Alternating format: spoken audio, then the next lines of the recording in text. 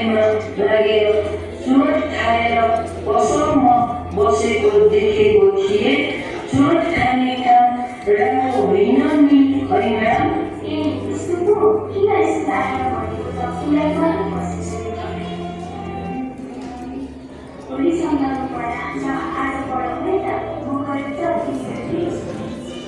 शिक्षकले रोहितको बाटो हिँडेको थाहा पाएपछि रोहित लगायत उसका साथीहरूलाई आफ्नो कार्यकक्षमा बोलाएर लाल पदार्थ दुर्योधनको असर र पढाइको महत्त्व बारेमा सम्बन्धी कार्य गर्नुहुन्छ। हेरौँ रोहितले कति भने।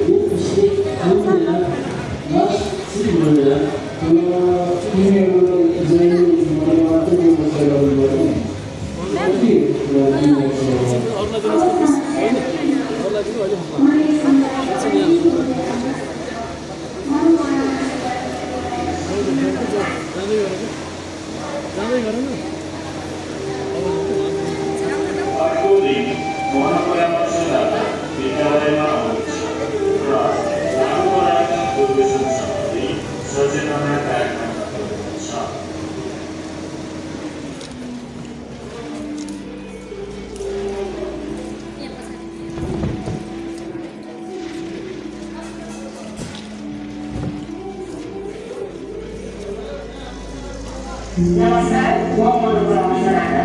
विद्यार्थी भाइबहिनीहरू, आज म हजुरहरूलाई लागु औषध प्रवेशको असर र उहाँको न्यूनीकरणका उपाय, लागु औषध प्रयोगविरुद्ध र पुनर्स्थापनाको बारेमा केही जानकारी दिनेछु। ध्यान दिएर सुन्नुहोस् है त। लागु पदार्थहरू कुनै कारणले प्रयोग गरेर पानी पनि छोड्न नसक्ने मानवहरूलाई लागु पदार्थ दुर्व्यसन भनिन्छ। लागु पदार्थ दुर्व्यसन भन्नाले स्नायु प्रणालीलाई असर गर्ने पदार्थले बानीलाई बुझाउँछ।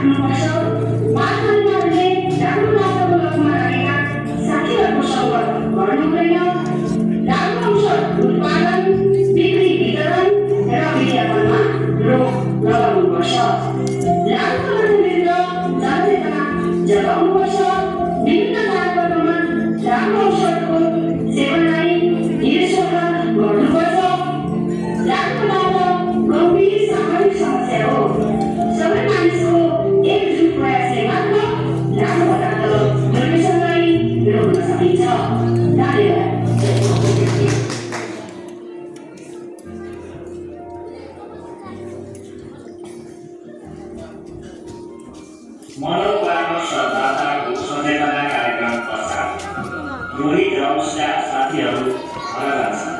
त्यसपछि भोलिपल्ट फेरि शिक्षक अब उसको घरमा पनि जानु पर्यो भन्दै समाजसेवी मङ्गल गुरुङलाई लिएर रोहितको घरमा जाँदै हेर के हुन्छ।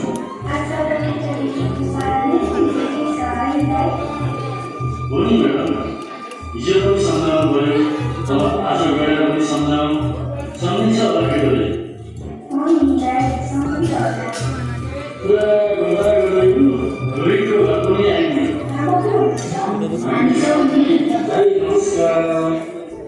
हजुरलाई नै भेटौँ कि भनेर आज हामी यहाँ आएको होइन।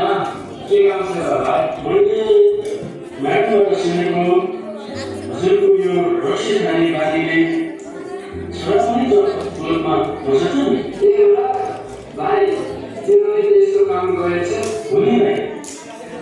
हजुरको व्यवहारले गर्दा र साथी सङ्गतले तुरन्तमा बसेछ नि त।